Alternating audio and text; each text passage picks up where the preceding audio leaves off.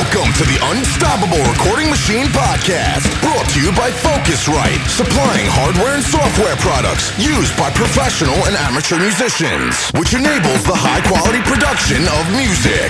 Focusrite, sound is everything. And now your hosts, Joey Sturgis, Joel Wanasek, and Eyal Levy. Hey everybody, you are listening to the Unstoppable Recording Machine Podcast. And my name is Joel Wanasek, but today I'm going to go by the name Dark Lord of No Small Time because this is the third episode of Dear Joel. So we're going to have a little bit of fun. Basically, this episode is you guys submit your questions. If you want to submit, it's al@urm.academy with the subject line Dear Joel, and be very specific on what you'd like me to talk about or answer. So I answer your user-submitted questions and go on all kinds of fun and exciting rants. So today, I've got a whole bunch of questions lined up, and we are going to be taking them one at a time. So let's get started. Our first question is from Ben. Dear Darkest Lord of No Small Time, I've been working a lot of really long days in the studio. I'm getting exhausted from all of the editing I have to do for all the bands that are usually really unprepared to come in and record. I find when I'm out of the studio, the last thing I want to do is listen to music. How can I rekindle my passion for music and push through the grind? Well, Ben, that is a really dang good question because I'll tell you, many years of recording and grinding and many hours. You know, you do enough 16-hour days in a row. I don't care how much you love music, how passionate about the craft you are, how passionate about anything. You're going to burn out a little bit. So first and foremost, you need to find a way to take a day off. If you're not taking at least one day off a week, you're probably burning out and your productivity on a whole is suffering. And, you know, you're going to kind of burn out a little bit mentally, meaning you're not going to enjoy music as much because you're sitting there being critical and all that stuff. And also over analytical, because when you're tired, well, we get cranky and we do stupid things like that. So let's talk about a couple different strategies. Aside from taking some time off, a good thing to do is while you're in the studio with the band, set up your schedule so you can get out and maybe take like a 30-minute walk or something like that. Because when you have fresh air and you can go out and just get out of the studio, clear your head a little bit, it really helps you. And especially if you do it like 2 or 3 times a day, you know, even if it's like a 10 or a 15-minute walk, just getting out of that room. I mean, take the band with you, right? But just getting out of that room and just kind of clearing the air can really help. And I'll tell you from many years of experience producing, I found sometimes if you're stuck on a part or a lyric, just changing the environment can do a lot. So go take a walk with the singer, you know, instead of sitting there and like grinding it out and it's not happening. Just go kind of walk and think about it and talk about something else. And you'd be surprised how many times something like that comes to you. So get out of the studio a little bit. You need to take one day off a week, which I understand is hard when you got a bunch of deadlines and a bunch of insanity. It's really tempting to want to check your phone for any type of updates going on or just any of that stuff. So take a day off, completely get rid of technology and calm down a little bit. That's going to help. So another thing you can do in your studio, if it's yours and you own it, is you can go set up a small space for yourself to relax in. So, you know, swank it out, throw in some cool shit, like whatever gets you vibing and feeling good, and just have a place where you can sit down and relax a little bit and disconnect your mind. It has to be in a different room than the room that you're actually recording in or mixing in or producing or editing or whatever, because it's a change of environment. So change up your environment a little bit, you know, make a little space and just kind of relax in there and never work in that room, and that'll help. So those are some strategies you can do to just decompress a little bit. Now, in terms of like rekindling your passion for music, this is an interesting topic because I think about many of the times that I'd work like 6 weeks in a row, every day, 14, 15, 16 hours. And it was just like, you know, 3 or 4 weeks into that, you're sitting there staring at the wall with your eyes bloodshot going, what am I doing with my life? Those are the times when, you know, the last thing you want to do is like check out a new band or listen to an old favorite CD or something like that. So I think a good thing to do when you're kind of like burned out on music and you're really tired and you want to rekindle your excitement about it is to go and find a really classic record, either that you did, something that you really loved and had like a really positive emotional run producing, meaning like you're really attached to it. It's something you know, it doesn't matter how successful or unsuccessful the record is, just find something that you created with an artist that you absolutely love listening to. And just, you know, when you're on your way to the store or something like that, sit in your car and turn it up real loud and sit back and relax and rock some tunes and enjoy them. Another thing you can do is go find some records from your childhood that you used to absolutely love before you became a producer and an elitist music analyzer, and turn all that shit off in your brain and sit down and listen to the music and listen to the songs and like rekindle those emotions you had when you were young and you were listening to those records and you got excited about.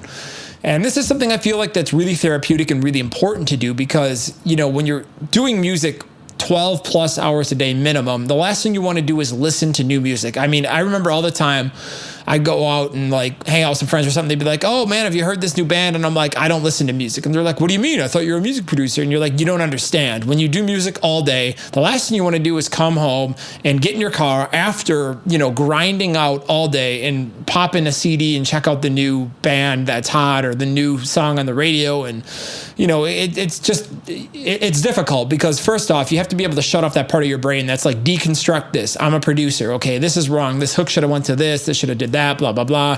The song is too long. That's a stupid riff right there. Why did they put a crappy riff like that? Oh, I hate that reverb. Then you got to shut off the mixer. You got to be like, oh, I don't like that snare. Or that kick drum is 2 dB too loud. Or, the delay tail on this doesn't gel with the type of reverb they used, and it sounds a little bit weird in the mix, and I don't like that vocal effect. It's really annoying.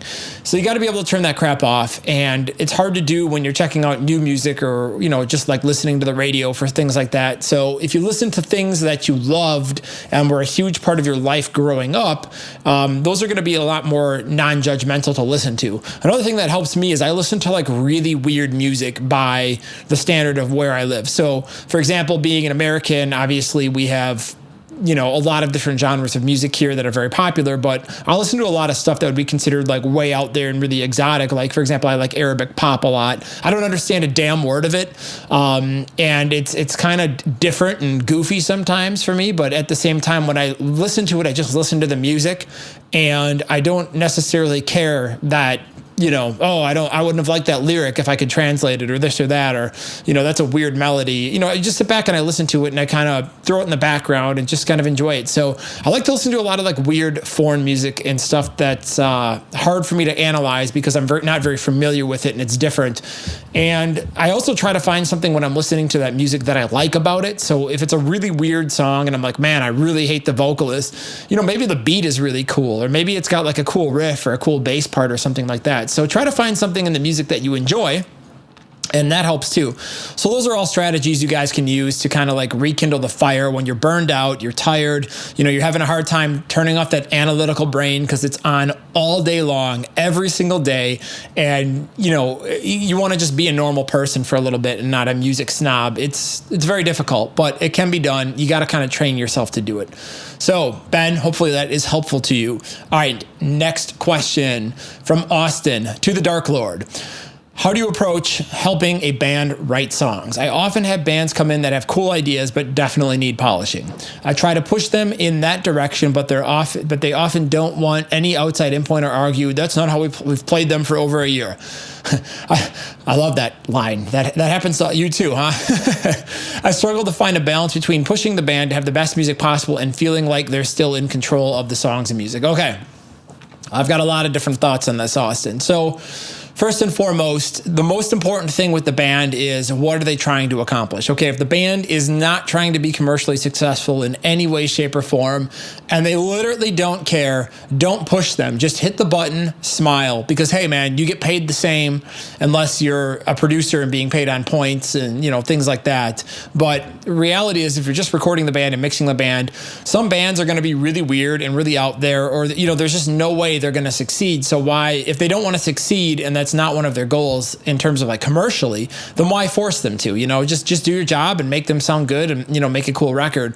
I think that if the goal of the band is to be commercially successful and to have a career. Now, there's a fine line because a lot of people will tell you that they want to be successful in this and this and that, but they will then not do anything that is necessary to become successful. So you need to be able to call a goat a goat. You got to look at a band and, listen to what's the words coming out of their mouth, but understand through their actions, their reputation, what they've achieved, the kind of music they're writing, etc., what their image looks like, how serious they actually take this stuff. And if the answer answer is if they're very serious and they want to be successful, then I feel like it is your job and right as a producer to come in, because that's why they hired you, and offer an outside opinion. Now, the band doesn't have to listen to you, and obviously in the beginning of your career, it is going to be extremely difficult to come in and be like, all right, guys, you need to do this, you need to do that, blah, blah, blah. And they're going to be like, well, who the hell are you? You got to build rapport. You got to build credibility. And these things take time. For example, if you walk into a mega producer in rock like Howard Benson, and Howard Benson says that chorus is shit, as a band, if it's your first record, you haven't sold any copies, who are you to say, Howard, you don't know what the fuck you're talking about? We've been playing this riff for a year, blah, blah, blah. Howard's just going to be like, well, I'm Howard Benson. Did you walk down the hallway and look at all my platinum records on the way in here? If not, go do it again. So you know what I mean? Like, when you're in that kind of position, I'm using that as an example, you can kind of get away with whatever you want to. So when you are really established and you've got a pretty decent name, you can use that and swing that around like clout. But when you are not in that position, it's kind of difficult, because you're going to sit there and you're going to be like, okay, I need to build rapport with the band. How can I get them to trust me? Well, a good way to start doing that is to, first off, have great ideas. So if a band's been playing something for a while and you suggest something, they might be really against doing it, but you got to always just come in with the mentality like, hey, can we just try something? Just humor me. If it sucks, we'll can it. You can always approach it like that. But if you come up with like 3 or 4 really good ideas, the band's going to be like, hey, dude, this guy, he knows what's up. We're going to start listening to his input, because maybe there's some kind of chemistry and synergy there. Now, if people are like really, really against any sort of change, you can't necessarily beat them into it, like I said, unless you have serious rapport with you. Like, they need a reason why they're going to listen to you. Another key way to do it is you got to look at the power dynamic of the band. So you're sitting there and you're like, okay, who's the decision maker in this band? Who's the main writer? Who's the guy in the band that is really opinionated but doesn't have any talent and no one cares what his opinion is? Is there like a hidden genius in this band, etc.? So you got to figure out the power dynamic of the band. You really need to think about how you can play them off against each other. For example, maybe you've got 3 dudes that think your idea is a really good idea, but the songwriter's like, no way, man, this is my riff, like blah, blah, blah. And everybody in the band, while you're sitting there having a cigarette with them or, on a break, and they're like, hey, Stevie, his ideas kind of suck, and we don't like that riff, and about time somebody said something, and he's going to be really resistant to it. So then you kind of got to team up with the band and just be like, all right, well, Stevie, that riff is all right, but I think you can do better, man. You got to like issue the gauntlet and the challenge. Be like, I think you can do better. Like, write me a better riff, or try this part. What do you think about doing something like this? Like, come up with a transition. If you tell somebody what to do, usually they're going to resent you. But if you show them how to do something, they usually will take credit for it in their head, and they'll be really excited about doing it, and it'll be like their idea. So you got to kind of approach it like that. Like, you can't force people. They're going to resent you, but at the same time, you got to make it feel like it's their idea, even though it's yours. So you got to be careful, and you got to get them to try things. And you can always kind of issue a challenge like, hey, I have an idea for this part. Really, really difficult band. What do you think about trying something like this? I think you guys can write a cooler riff here. Why don't you try writing some extra riffs and change that melody? Like, come up with something. That's not bad. I was thinking something more staccato. Like, you can lead them. No, the vocal's too long and held out. Maybe something a little bit choppier with less words. Yeah, that's sounding better. What do you guys think? Yeah, we kind of like that, dude. Yeah, that's not bad. So then they came up with it, but you're kind of sitting there trying to subconsciously lead them into what you want them to do. And usually you can get a pretty good compromise that way. So those are some of the really important dynamics that are necessary when you're doing this stuff. You got to be careful. You got to lead people, but you can't tell them what to do. It's really, really challenging. I think that it depends on the goal of the band, Austin. If you push the band too hard and they just are intent on sucking, then they're intent on sucking. But if the band wants to be really successful and they're really difficult, you got to be kind of like a manipulative dude in some ways. You got to go in there and you got to really find ways to get psychology to work. And sometimes you got to team up with people and make alliances. Sometimes you have to break people down and rebuild them. Sometimes you need to, very, very carefully like fulfill the story that's in their head. So those are all things that, are very challenging to do and take a lot of practice. But generally, the more you practice them, the more different situations you go through, the better you're going to get at it. So, all right, next question. Dear Dark Lord of no small time, my name is Ashley. I'm 19 years old and I live in a small town in Mexico, so there's no musicians, bands, or studios around here. I'm going to move to a bigger city, but I can't afford to go to college and move to a big house where I can build my studio. My question is to you, should I go to college or move to a little apartment, or not go to college and move into a house where I can build my own studio? Okay, well, this is an interesting conundrum. So we're sitting here thinking about, like, all right, should I go to college, get a cheap apartment because I haven't saved up enough money and not really record, or should I go to college and, not go to school and buy a house? Well, the question is, what are you going to go to college for? And I wish I would have known that information, because depending on the degree, I would have very drastic differences in the way I would say this. It depends what you want to do for a living, and I hate questions like this in a way because it's very difficult to answer, because it's vague in terms of, like, all right, well, how do you give somebody life advice? Because I don't want to give you the wrong advice and then have you go do it and then be like, oh, that guy didn't give me the right advice. So if you're going to school for something else other than recording or other than music or whatever, like, say you're going to be a math major or whatever, that's a fallback. Like, that's an actual career. So if you're going to do that and that's what you want to do, then that's what you should do. Now, you can always go back to school. It's important to note that, you're 19. If you go and pursue music for 4 or 5 years and don't make it, you can always go back to college and you're only out 4 or 5 years. But most importantly, if you enjoyed your time doing it, you learned a lot being a business owner, that's something you can also go into a job interview with and say, hey, I ran my own business for a couple of years and I just got tired of it. So I went back to school and I decided to become a nuclear physicist. So that's a bonus on a job application, because I feel like it shows that you have balls and skills. Like, you're not afraid to take risks and you're not afraid to go out and self-educate and to learn. And that's important for a prospective employer. They want people that are going to rise above the rest. And usually someone that's going to take that kind of risk and initiative is somebody that is going to be an impressive candidate, from my opinion. And from other people I know that run businesses and hire people and things like that, that seems to be the word on the street as far as I'm concerned.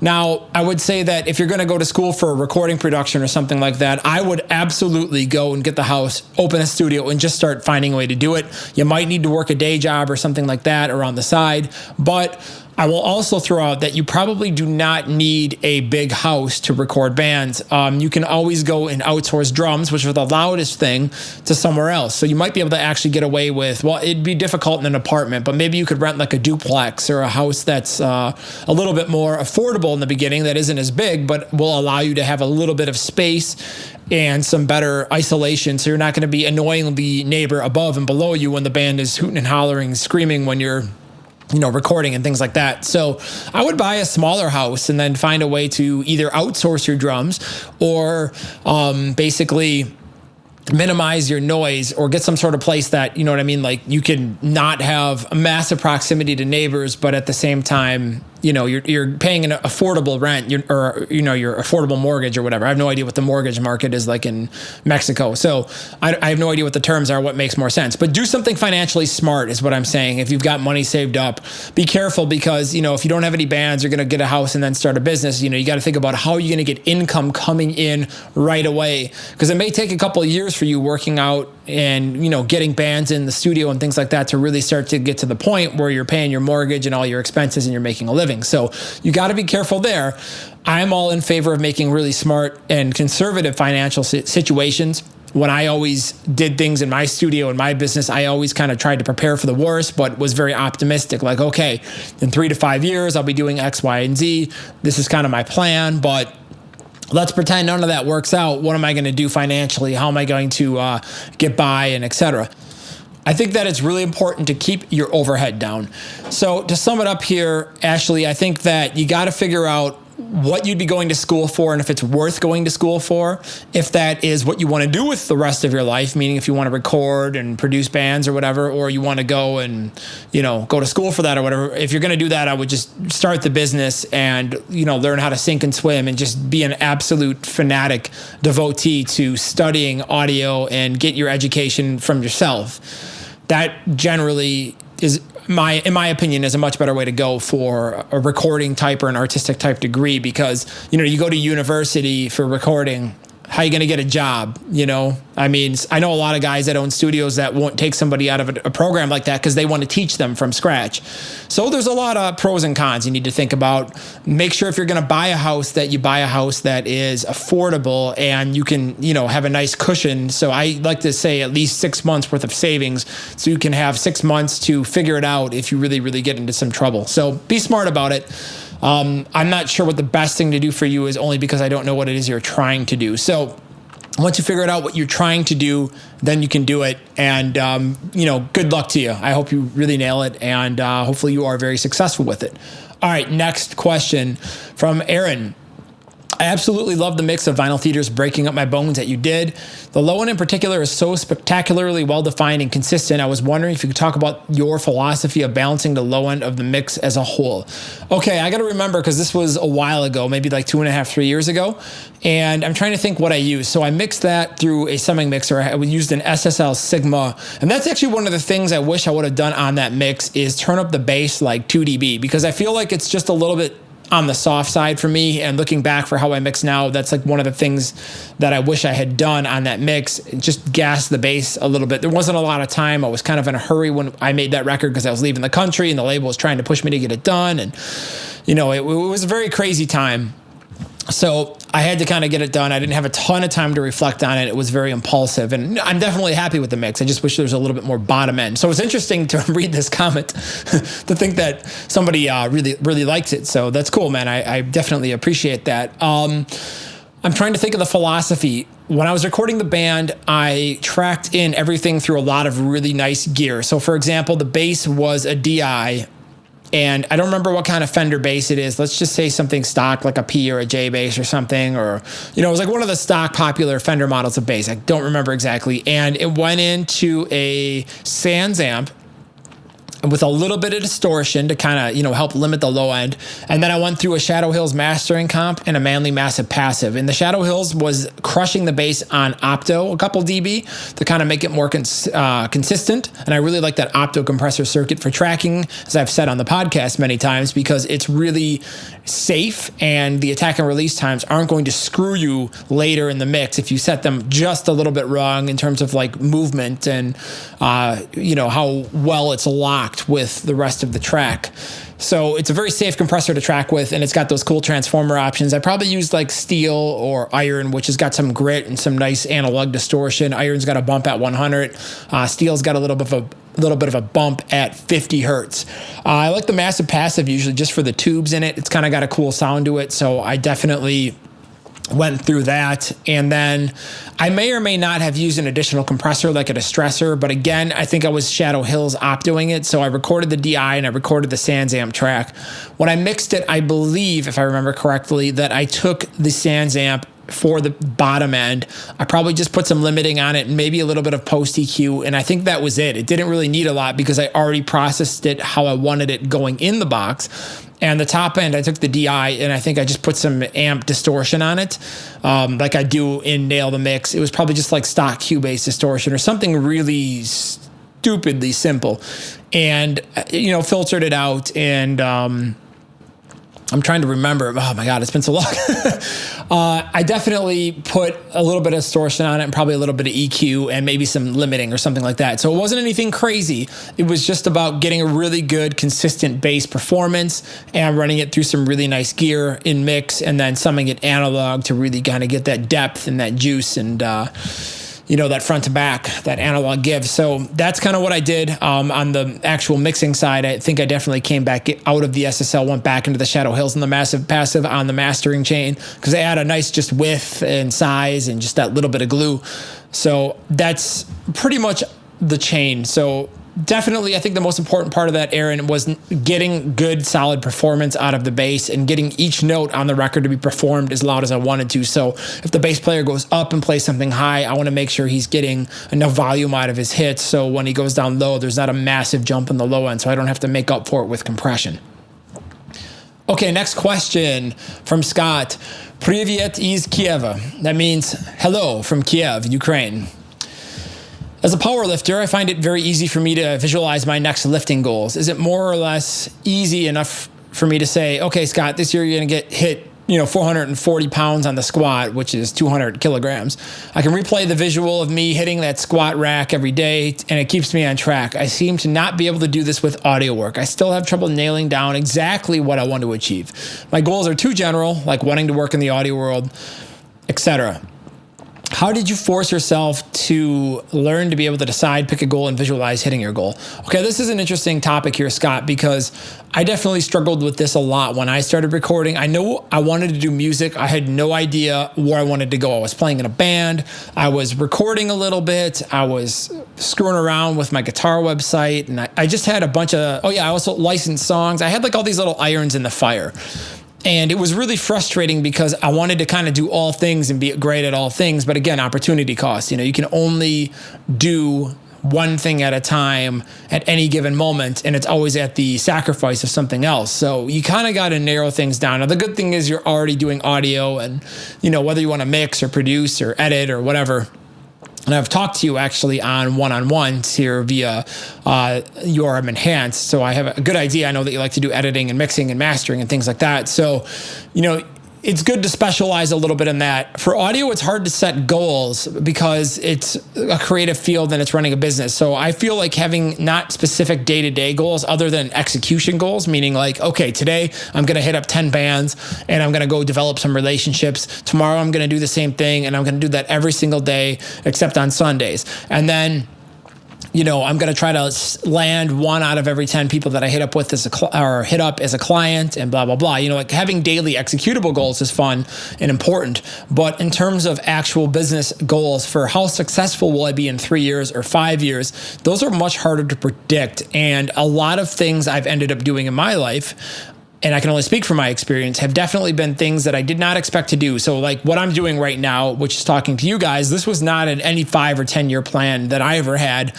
I never thought I'd be doing this, or I never thought I'd own a software company or any of that stuff. Hell, I never thought I'd be a music producer, or a music mixer or mastering guy or whatever. I never thought I'd do any of that stuff. But it started off playing in a band and just loving music. And it's kind of like throwing a bunch of lines in the pond. You're going to try to catch some fish, and you got 4 rods that are dipping lines in, and rods 2 and 3 keep hitting. Then rod 1 hits a little bit, and rod 4 just sits there silent. So, you start concentrating on 2 and 3, and you get rod 1 over by 2 and 3. You adjust your strategy a little bit. Then rod 3 is really hitting rod 1 because now it's in the same area as hitting, but rod 2 seems to be hitting a little bit slower. So you're going to focus more on rod 2 and 3, and eventually rod 3 is going to hit a lot. So you're just going to double down and really, really focus on that thing and just crush it and try to be great at it and be one of the best. So I feel like it takes time to really figure out sometimes in a creative field how you want to specialize. Now, some people, I'll give it to them. They know right away. Hey, I'm 17 years old and I just want to mix records. Like, that's awesome. If you're one of those guys, that's cool. I was never one of those people. I was always kind of like job agnostic, meaning I didn't really care what I did as long as it was in music because I was passionate about it and I loved doing all of it. And I always kind of remained open-minded to it because I think it was important when pivots came along in my career, like, hey, I could go in this direction or this direction. What do I want to do right now? So it all helps to have goals, but it also helps to be flexible to some level because you may think you're going to be a mixer or an editor, but you might find that you're really, really great at doing something else. And then that is just making you money and you keep getting clients. And you're like, man, I'm this really awesome mastering dude for some really weird genre of music that no one likes and I didn't even know, but I keep getting banned. So focus on it. You know what I mean? So sometimes it's going to happen in life where you're just going to get like a random thing that you find you're good at that you really didn't even know about, and it just ends up kind of turning into a large part of your career in a year or two. So I think it's important to have macro goals like 3 to 5 years out. Like, yeah, I want to be doing this full time. I want to get my income up to this every month, etc. And on a small level, you need to have daily goals in terms of how you're going to execute that and break that down. And another thing I'll mention, and this is something a lot of super successful people that I know do, it's the process of setting a goal or having a dream that's going to take, say, 3 to 5 years, and then saying to yourself, is there any reason that I cannot complete this in 6 months? If I wanted to take this 5-year goal and achieve this in 6 months or a year, what would I have to do on a macro scale to make that happen? Now, what would I have to do in a midterm scale? Now, what would I have to do every single day to the T to make that happen. So if you can kind of aggregate and adjust that scale of time forward, and you can't find a good reason for why you wouldn't want to speed that process up, then I think you can really sit down and say, okay, if I want to do this now in the next 6 months to a year, this is what I've got to do every day. So start doing that. And you might find over some time that you achieve a lot of these goals that you set for yourself pretty quick, and you have to come up with new goals to replace them. So let's move on to the next question here. Dear Joel, we've talked about, it's Lord no small time today. I need you to resubmit your question. No, I'm just kidding. Okay. Dear Joel, you've talked about when you were younger how you had problems socializing with other people. Yeah, I still do. I have similar problems when I'm at parties, shows, etc., and it's getting in the way of me being successful in music production. What advice would you give me to be a more social person, or do you know any types of books that deal with the subject? Thanks, Louise. All right, Louise, this is something that I feel like a lot of studio guys and studio nerds, basement dwellers, dark room sitting songwriters, etc. This is a problem that a lot of us have is we aren't the most social people. We probably wouldn't be sitting in a room making music 16 hours a day. You know what I mean? That's just not, the two don't go together very well. So when it comes to social skills, the first and foremost thing that I think helped me a lot is really radically forcing yourself to step outside of your comfort zone. And that's very difficult to do because, we'll sit here and we'll agree and shake our head like, yeah, I'm going to do this. Actually doing it is really freaking hard and will cause you a lot of anxiety. Now, the thing you got to keep in the back of your mind is when you're doing that, you got to sit back and say, hey, what's the worst that can happen? If I go to a party and I walk up to 20 people and try to make friends with all 20 of them, some people are just not going to get along with me. Some people aren't going to like me. And, if I go to that party, what's the chance of me running into any of those people in the street or anything like that? So find a place that it's low risk. Maybe go to like some boring meeting or find some hobby you have. Maybe you're into video games. Go to a video games conference and meet up a bunch of people. Find something that's outside of your professional circle. So if you have a bunch of awkward encounters with people that are kind of weird, you're not pissing off somebody who owns a record label that's going to be detrimental to your career or something like that. But a good way to practice is just go find something, go to a house party or something like that, or, go play a show in another town, or like I said, go to a conference or something. Just find an excuse to do something where you can meet some people and be in an awkward position. And then once you're in that really awkward situation, what you want to do is you want to go out and have a goal. Like, okay, I'm going to talk to 15 people tonight.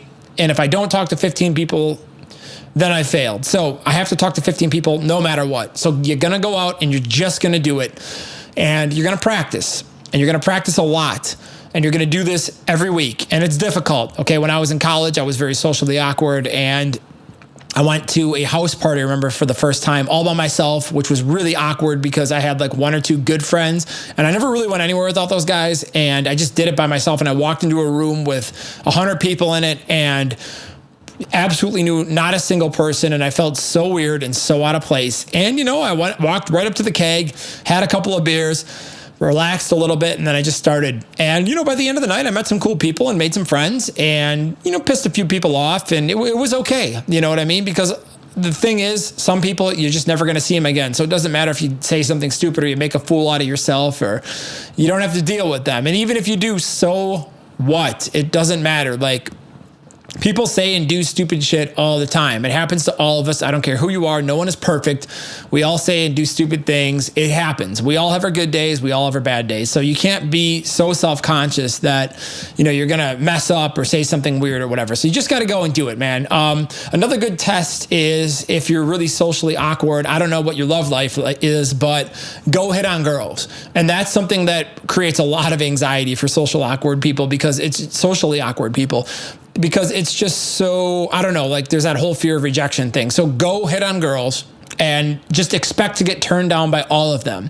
Because as you start doing it and you start building up a little bit of confidence, you're going to find that a few of them are going to be into it and they're going to say yes. And you're going to be like, holy shit, what happened? It's going to be a major confidence boost. But the intent is not to date them or whatever. I mean, maybe it is for you. It depends on your status here, if you're single or whatever. But the intent is to go out and just get out of your comfort zone and do something that makes you nervous or makes you feel awkward. So when you're in public and you see a girl that's pretty, just say, you know what, fuck it. I'll probably never see this girl again. So I'm just going to walk up to her and try not to totally embarrass myself and see what happens. Because at the worst case scenario, you are exactly at the same place that you were before you did this. And at the best case scenario, hey, you got her phone number and you're going on a date tomorrow or whatever, who knows what could happen. But you know what I mean? Like, you just got to go and you got to do things that make you feel way uncomfortable, because you do enough of them, eventually they're going to start to get comfortable. And over some time, you're going to rewire and reprogram your brain. You're going to get some of that anxiety out of you and you're going to feel better.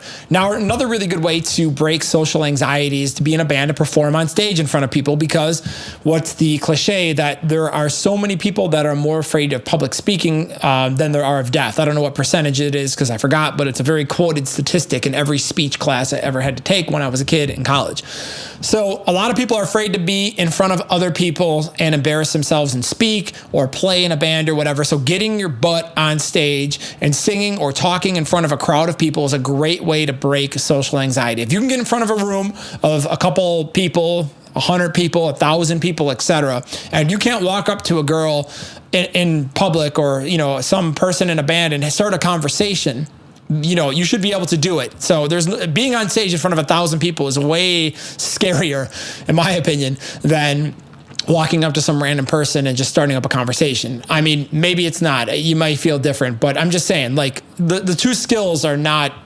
mutually independent. Like, they're exclusive. If you can do them, you can do one, you can do the other. So you just got to build up the confidence. Now, I would read some good books on a lot of different things. Now, I did mention some books on a previous episode of this. I think it was number 1, Dear Joel number 1. So you guys might want to go check that out. But What Everybody Is Saying by Joe Navarro is a really good book that's on body language. It's very important to understand nonverbal communication. I did not realize how important this was until I learned about this. And then I realized, that's why no one talked to me when I was in high school, because I sat there with my arms crossed, looking down at the floor, looking pissed off all the time. Of course, girls wouldn't talk to me or they thought I was weird. Like, I didn't walk up confident with open postures, and you know what I mean? That's the first impression. So if you can walk up with good open postures and know a little bit about body language, you can start talking to somebody and you can tell right away, like, hey, their feet are pointing away. They're kind of looking away from me. They're not making eye contact. They're looking at their watch. Like, obviously they want to get the hell out of here and I'm making them feel uncomfortable. Okay, well then I'm not going to get offended. I'm just going to move on and start up the next conversation. So you got to understand a little bit of body language. Then I think some books on basic social skills, like, we like to talk about like how to win friends and influence people and stuff like that, but just kind of go down the line and start reading a bunch of books on personal communication. There's a good book called Irresistible Attraction. I forgot who the author is because I suck at life, but go look it up. That's a good book that talks about some things like neuro-linguistic programming, body language, how to just maintain a good basic conversation and things like that. Another important thing is to be well groomed when you're going to talk to people. So, you want to come off as like a really dirty, smelly bum. You got to like take a shower and comb your hair and wear decent clothes. So it's important to have like a decent image that goes along with whatever type of image you're trying to portray. Maybe you want to look like a metal dude or like a studio nerd, or you know what I mean? Like, there's so many different ways you can dress. But the point is, just dress somewhat current and, don't walk around with, clothes that are from 30 years ago or 20 years. You know what I mean? Just try to be presentable for the modern day standard. So when you walk up to somebody, you fit in and they're not like, who the hell is this weirdo? And you haven't even opened their mouth and they're prejudging. So all those things are things that you can do. It's still difficult, but hey, the more you practice it, the better you get at it. I like to put myself in uncomfortable situations all the time and just try to talk my way out of it, and it's fun and exciting, and you get better as you go. So hopefully, Luis, that helps, and hopefully your social skills improved and it starts helping your career more. All right, next question. Tyler wants to know, my question is to you, what are the benefits of analog summing? What exactly are they? A lot of people seem to say that analog summing provides depth and width and can add color if desired. Others seem to say that it's the progression of detail of digital in the box summing, that analog summing is becoming outdated. I would love to get your opinion on the subject. All right, Tyler. Well, digital summing does not sound like analog summing, period. So get that out of your head. If you want to test it, I'm going to recommend what Mixer Man said in his book, The Zen of Mixing, which is an excellent book and you should probably read if you like to mix. Grab a summing mixer, right? Mix through channels 1 and 2 of it and mix in the box. And then what you're going to do is you're going to get your mix framed to the point where you're kind of struggling, meaning like get through that first hour or two where you kind of got like a rough balance before you really get nitpicky with it. And then, so you're going to be in 1 and 2, so you're going to eliminate the coloration the box is going to provide. You're going to stem out into the summing mixer so you can hear the summing. You may need to do a little bit of rebalancing or whatever, but you are going to then hear the difference between the summing in the box and out of the box. Now, the thing is with mixing into a summing mixer, that is very difficult, and I struggle with this all the time because when I read people talking about analog summing and things like that, they try to do scientific comparisons, but the problem is it's nearly impossible to get the perfect comparison because when you mix into a summing mixer, it has a sound, it has distortion, it has non-linearities, it has all sorts of things going on depending on the type of mixer you're mixing into, what kind of hardware it's got in it, etc. And the point is you are going to adjust your decisions going into the summing mixer, meaning that the summing mixer is going to depict all of the EQ that you do, how loud things are, etc. It's going to influence all of your decisions. So if you're mixing on a summing mixer, you're going to mix slightly different than you're going to mix in the box because, again, analog summing, just like you said, it does add a little bit more width, a little bit more separation. There's more top to bottom, more front to back, more left to right. So it's like you get a little bit more space to play in and you get more of a 3D soundscape and spectrum. And once you hear the difference and you start mixing into it and you can perceive the difference, and I think it's easy to perceive. Again, a lot of guys that are critics of this stuff, they don't mix records for a living and they don't mix anything that anybody has ever given a shit about. So for me, it's hard to have credibility on a topic. When I listen to your mixes and your mixes fucking suck, I'm not going to listen to your opinion on mixing because you cannot mix. So why the fuck would I listen to your opinion? If Chris Lord Algae says, hey man, you know, my console sounds cool and I like the sound of it and it adds X, Y, and Z, I'm going to listen because Chris Lord Algae can freaking mix and he's quite amazing at it. So, you know, like ITB versus OTB, it's a matter of taste and things like that. Do you need OTB? No, you don't. But analog summing is cool. It's got a vibe, it's got a sound, and it may be cool in your workflow. You need to try it. You need to experiment. The thing is, I will argue this until the day that I die and rot in the ground. When you sit down in front of a setup and you know it intimately, and I'm talking years, months, whatever, if you're a working professional and you mix on the same rig all day, every day, day in and day out, you can perceive very, very, very small differences, and they will be immediately apparent to you. It's just like if someone puts a 1 dB boost on your monitors, you're going to be like, man, why does everything sound so bright today? You know, you're just going to know. Or for example, when you're comparing preamps, you're going to be like, you know, the API just does not sound right for this snare. The Neve. Now that sounds right for this song. There's just something about the way the Neve sits. You know, you can hear these differences. The same thing is like that for an analog summing bus. You're going to sit there and you're going to be like, hey, dude, okay, this is a little bit different. The question is, do I like it? And does it sound good? Does it make me mix faster? Does it make me mix better? Does it improve the sound? If the answer is yes, then keep it. If not, return the damn thing. So I think that analog summing has its place. I love it. When I have time to mix and I'm not in an absolute hurry, I will break out the summing mixers and go all the way. When I am in a dead hurry and there's just too much going on, I'll just whip it up in the computer and get it done. So it's got a tone, it's got a sound, and it's worth experimenting with. Again, what you will notice is a little bit more space to move around. The instruments will sit better in the space. To me, it's like the difference between a really shitty preamp or a really shitty converter and a really damn good preamp or a really damn good converter. Like just the precision that it puts the information, meaning the instrument, in the space is much different than how it feels. And ITB to me feels a little bit soft and what's the word I'm looking for? To me, it feels a little bit soft and kind of like hazy, like there's a blanket over it. Whereas, and it also feels flat, like a piece of paper. I'm trying to use like visual references. Whereas analog mixing and analog something to me feels very round, where ITB to me feels square. It feels like I can move around and I'm in like a big orb. It's so weird. It's so hard to explain. You have to experiment. But like I said, just do what Mixer Man suggested. You'll hear it right away. If not, you're fucking deaf. You shouldn't be mixing records. Or, you know, you got to figure out what you're actually monitoring on or something like that. But regardless, at the end of the day, try it in your room. Go rent a couple of summing boxes. They're all going to sound a little bit different and do something a little bit different. And somewhere in there, you may find something that you absolutely fall in love with. And if you fall in love with it and you can afford it and you feel like it makes a difference, then it's worth investing in the tool. If it doesn't meet that criteria and you're happy with it, you just stay in the box. But I will tell you that digital summing to me, and even with the new non-linearity plugins, they have a sound and it's different than the analog stuff. Like VCC has a very identifiable sound to me. Just like VTM, it sounds different than actual analog tape and actually mixing through a real console. It's an emulation. And I do own a plugin company, so I know a lot about how people emulate and the types of things that they do in programming and what the limits are of the technology. And I'll tell you, we got a ways to go yet. I'm still waiting for somebody to do a convincing compressor that has excellent movement to it, but that's a whole nother topic. So guys, I'm going to leave you with that today. That's enough ranting for me. Hopefully you've enjoyed this episode. I just want to say, if you do want to submit questions in the future, shoot them to al@urm.academy with the subject Dear Joel, and I will be back for round 4 of this.